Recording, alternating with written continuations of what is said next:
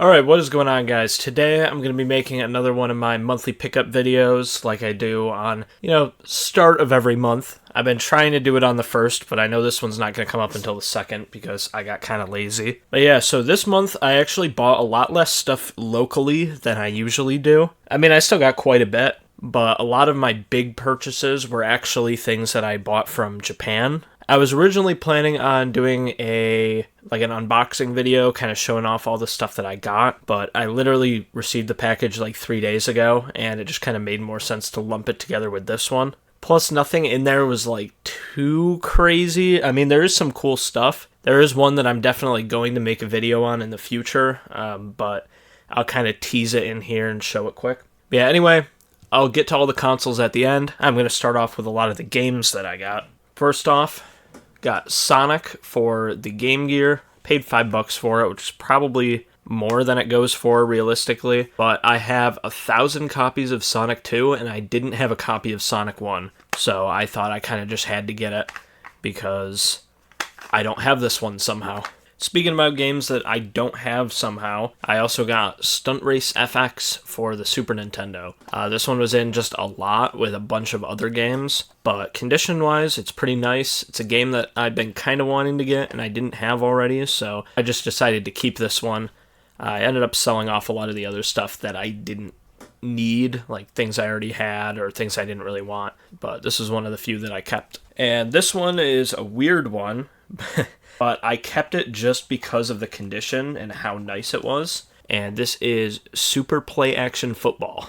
So it was just really clean looking to me. Like, that label is almost perfect. And I mean, it's not like this game's really worth anything, but I just don't have it. So I thought, hey, I'll keep this one. So there's that. I'm never going to play it. I'm not a football guy, but it's cool. This one here was actually a pretty big one, and one of the main reasons for buying everything. Not like it's really worth a lot, it's just one that I've been kind of wanting for a while. I've had it on my list. That is Secret of Evermore. Condition on it's pretty nice. There's a little chip, not a chip, but like a little rip in that corner there, which is really upsetting, but oh well. It's not really that big of a deal. I believe this is kind of a sequel to Secret of Mana. I'm not 100% sure. I played a little bit of Secret of Mana and I enjoyed it, but it's a Squaresoft game that I didn't have for the Super Nintendo, so I kind of had to keep it. Next up, I got Star Fox Command here. I like Star Fox. I don't know if this game's good or bad. I haven't heard much about it, so probably the latter. I thought I might as well get it because it's a DS game, and I really don't find DS stuff very often, which is strange because it was the best-selling handheld of all time. But for whatever reason, games are impossible to find for this console. I go to garage sales and flea markets all the time. Nobody has DS. No one has 3DS. A lot of people have Wii, but it's all like shovelware garbage. I really don't find DS stuff very often, so to find a Star Fox game, I'm gonna get it. Speaking of best-selling handhelds, this is not one of them. Well, honestly, it's one of the better ones, but I got a couple PSP games. Here's Monster Hunter Freedom.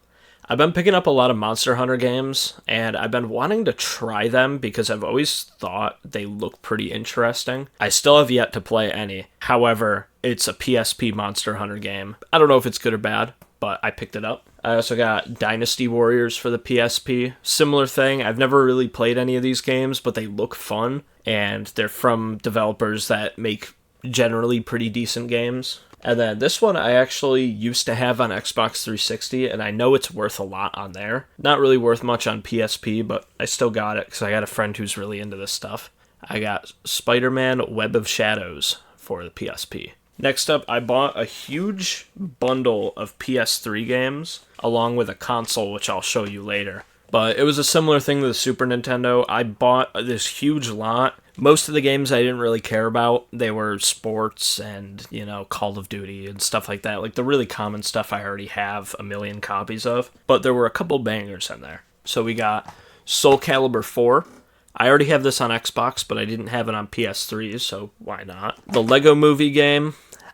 This one's probably not that good, but I remember watching the Lego Movie when it came out when I was a bit younger, and I've always kind of liked the Lego games, so why not? I got both Star Wars Force Unleashed 2 and 1. I don't know why I did them in that order, but Yep, 1 and 2 for Force Unleashed. I've heard pretty good things about these games. Personally, never played them, but I'd like to try them. I got Terraria, one of my favorite games of all time. Never played it on console, but I played it a ton on PC and mobile, and I really enjoyed it. So, PS3 version, sure. Then I got Resistance Fall of Man, also for PS3, and Resident Evil 5. So these were just like a third of all the games in that stack. It was pretty huge, but these were really the main quality ones. I mean, like I said, I don't know about the Lego Movie game, whatever, but these were the ones that I felt were worth keeping. Oh, and somehow I left this one out. I also got Skate 3.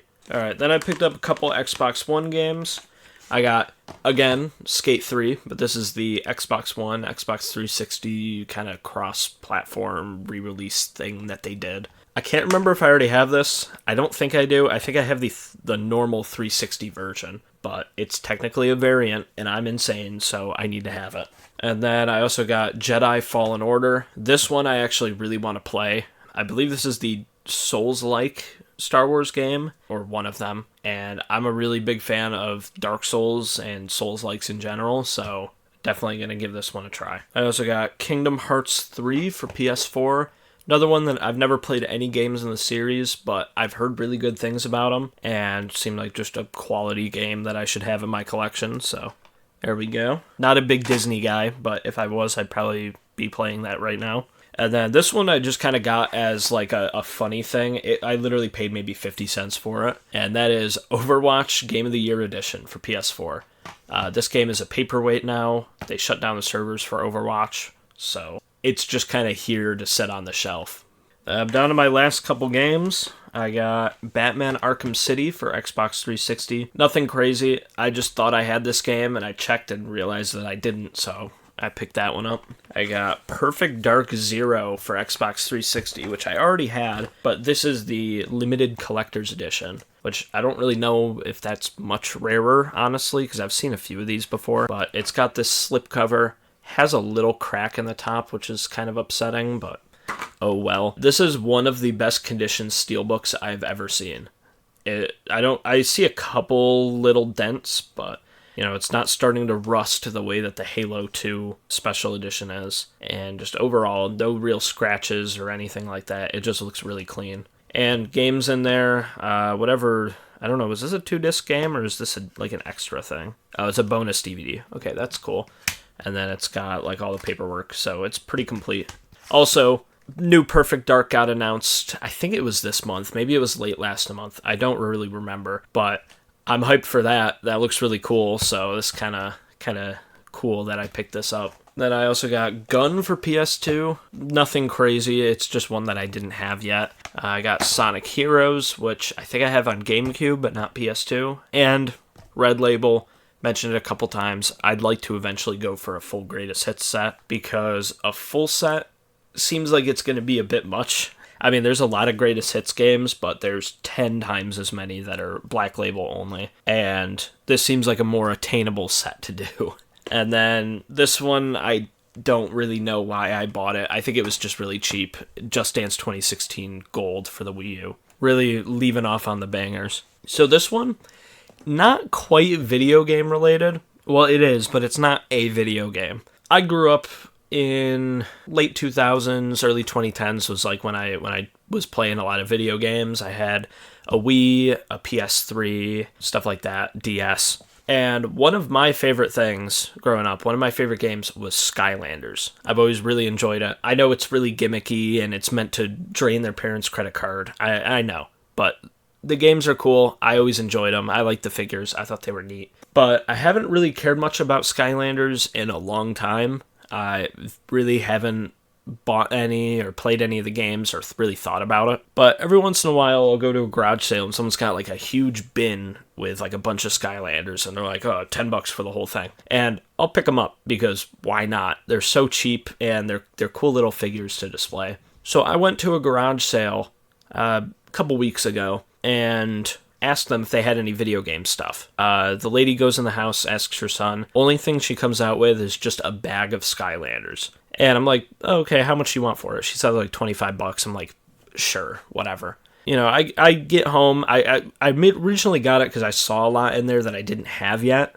specifically stuff from Imaginators, which was the last game in the series. So, like, I'll look through this stuff, I'll price it out, see if I got anything really good, because the collection tracking app that I use also does Skylanders. I'm adding all of these Skylanders, and I'm not joking, at the bottom of the bag was this guy right here, which the two people watching this video who know about Skylanders know how crazy of a find this thing is. This is like the third or fourth most expensive Skylanders figure. It's called Robo, and I was looking on eBay, and sold listings are like between $300 and $400 for this thing. Condition's pretty mint.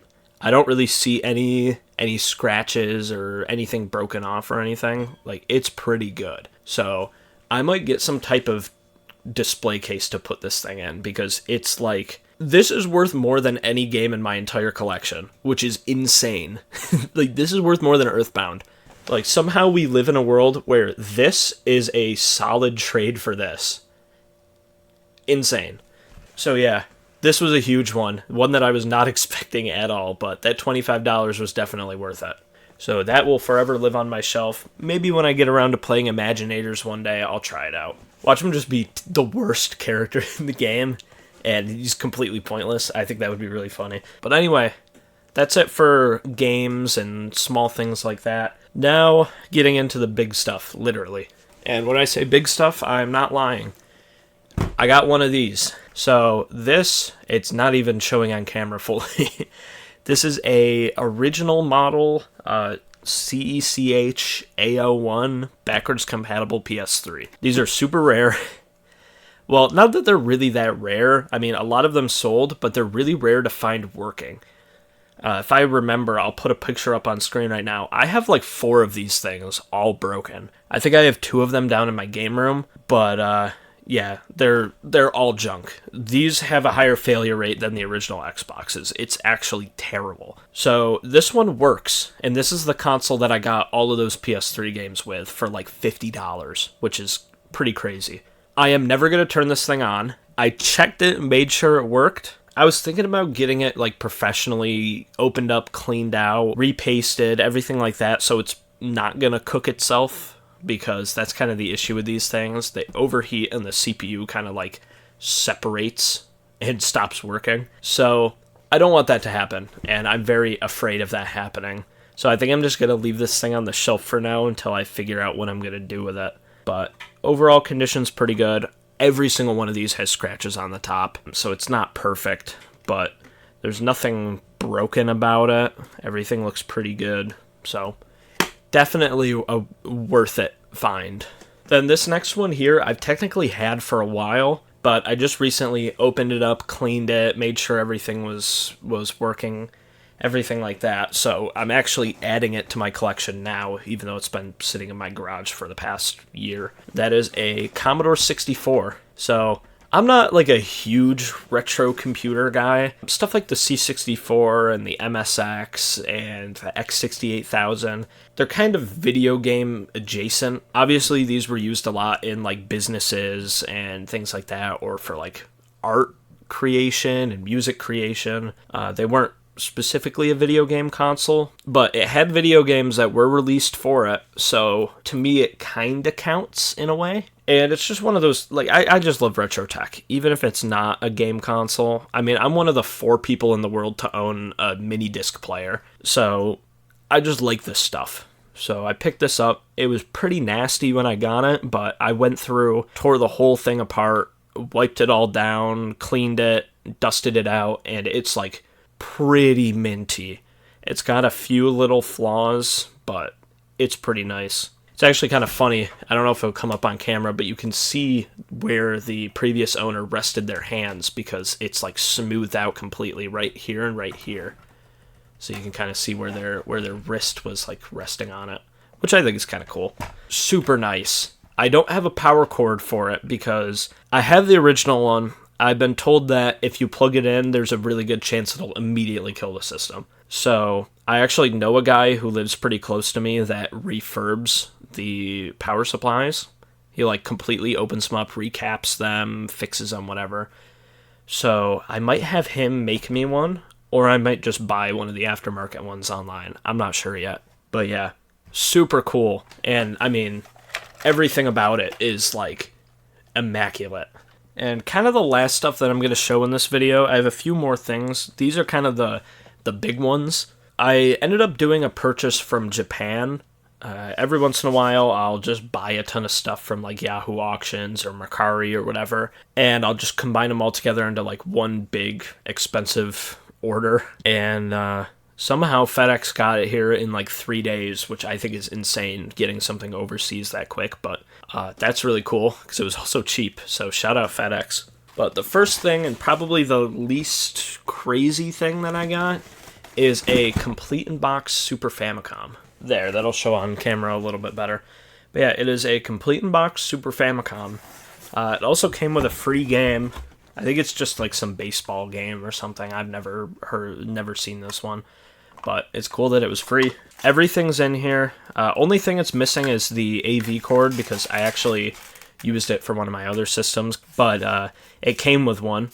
Has, both controllers, the system, all the paperwork, and it's pretty clean. I mean, you can see the smallest little bit of yellowing, but overall, I mean, it's super nice. And actually, one of the big reasons why I got this, I'm not sure 1,000,000% if it is. Obviously, it's not like a surefire way to tell, but I looked through like a million listings trying to find one with a high serial number. This one's S2505 is what it starts with, which should mean that it's a one-chip Super Nintendo, which those have better video quality.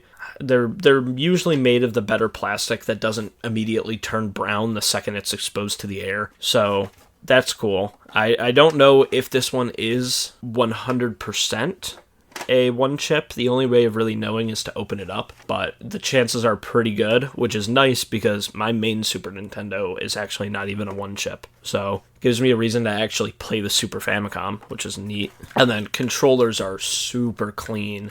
They might need to be opened up because there's probably some gunk down in there, but at least like the exterior of them looks super nice. And the box overall is in pretty good condition.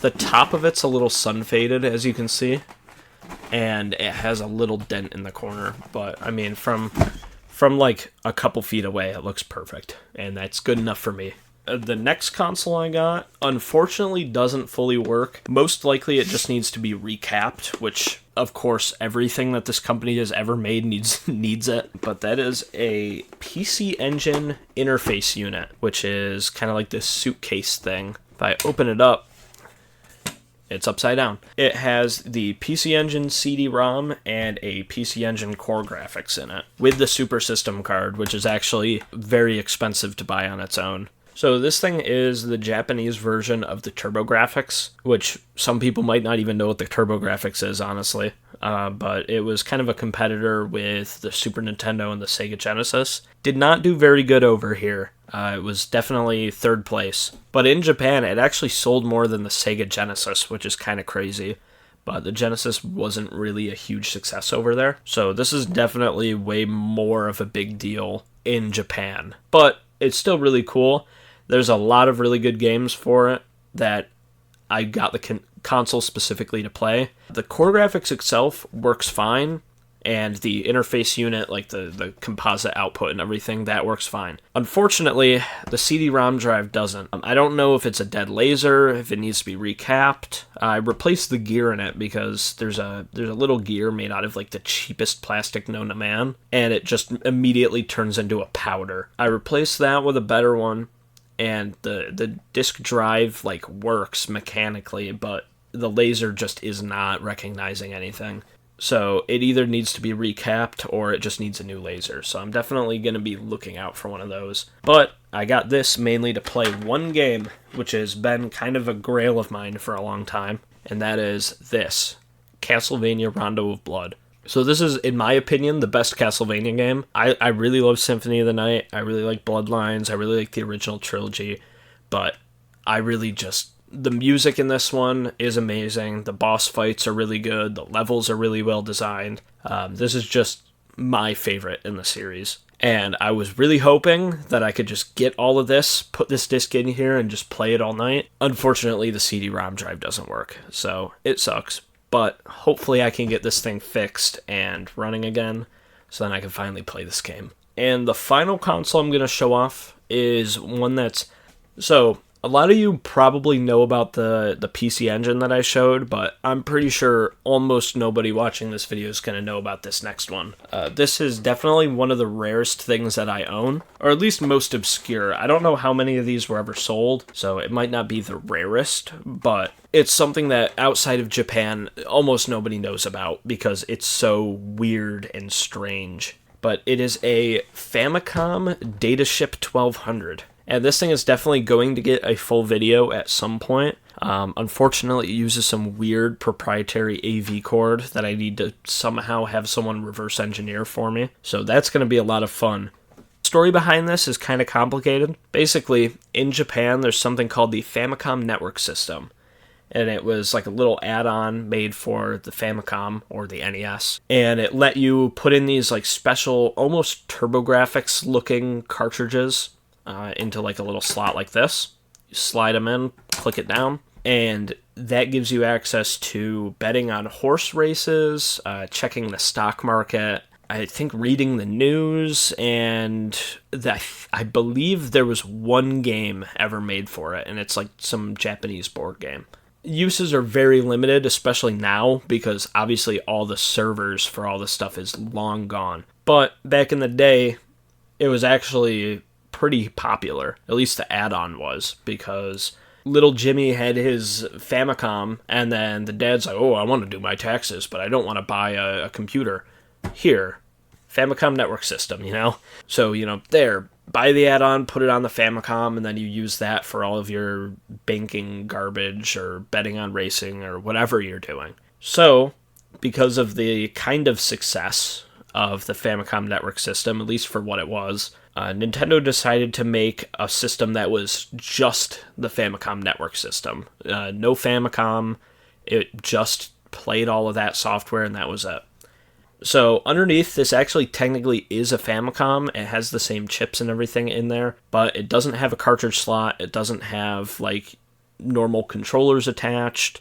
It actually uses like a different video out, which is kind of annoying because it's something that I don't have just laying around. But this thing is definitely just a paperweight now. There's really not much it can do aside from looking cool, since everything was basically network based on it. But it's still just such a cool and weird piece of Nintendo history that I just really wanted it. This one also came with the original controller, which is a lot easier to find because it was also sold with the add-on. But it's this monstrosity. It's just kind of an NES controller with a big number pad in the middle. There was actually a Super Nintendo version of this controller sold with a dial-up modem. So that one's on my list. I'd really like to get one. But I just think this on the shelf looks insane. And it's definitely a conversation starter. Like I said, this is eventually going to get a full video talking about it. I still need to figure out the AV situation. I need to get a power cord that works with it, and then I need to get some software. So that'll have to wait a little bit, unfortunately. But yeah, that's pretty much it. I don't think there's really a whole lot more for me to go over. My next pickups video, definitely going to be pretty crazy. There's a lot of stuff that I'm waiting on right now that is way rarer than anything I've shown in this video. Maybe similar rarity to the Dataship, but I've got a couple things that I ordered that are pretty crazy. So definitely like, comment, and subscribe. Make sure to hit the bell so you get notified when I upload that video, or just come back on like the 1st or 2nd of next month. But yeah, if you guys enjoyed, make sure to like, comment, and subscribe, and I will see you later. Goodbye.